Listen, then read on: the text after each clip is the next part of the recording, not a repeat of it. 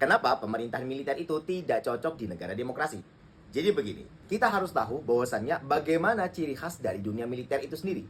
Dalam dunia militer, satu komando merupakan ciri khas terpenting dalam aspek militer. Kenapa harus demikian? Karena pengambilan keputusan, terutama dalam keadaan negara berperang, akan sangat efektif apabila dalam satu komando.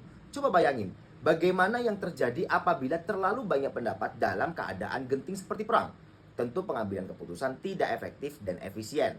Sedangkan dalam dunia perang, pengambilan keputusan dengan cepat itu sangat penting. Tetapi berbeda apabila kita sodorkan pada dunia sipil.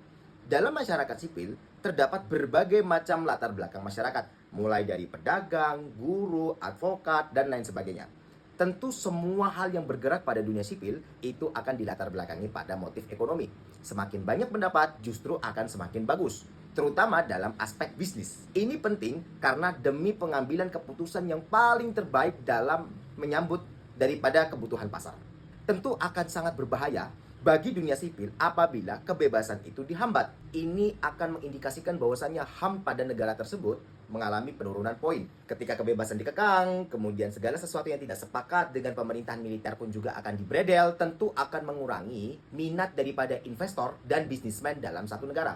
Akhirnya mereka kabur untuk mengamankan dana mereka. Lalu apa dampak dominonya? Dampak dominonya beberapa diantaranya adalah berkurangnya lapangan kerja, penyerapan tenaga, lokal juga akan semakin berkurang, dan stucknya ekonomi pada titik situ-situ saja. Ada nggak contohnya? Salah satu contohnya adalah negara terdekat dengan kita, yaitu Myanmar. Di mana pemerintahan Myanmar yang sebelumnya dipegang oleh pemerintahan sipil selama 10 tahun, tapi dengan alasan yang tidak jelas, pemerintahan junta militer mengkudeta negara tersebut. Hingga detik ini, Myanmar masih dipegang kendalinya oleh militer. Apa dampaknya bagi negara Myanmar? Tentu mereka mengalami stuck ekonomi hingga saat ini. Tentu hal ini akan mengurangi simpatinya negara-negara yang mengusung konsep sustainable development seperti Uni Eropa, sehingga mereka pun enggan pada akhirnya untuk ikut berinvestasi pada negara yang kebebasannya dikekang atau sanksi-sanksi ekonomi yang lain. Jadi udah paham kan kenapa masyarakat sipil Indonesia menolak daripada RUU TNI?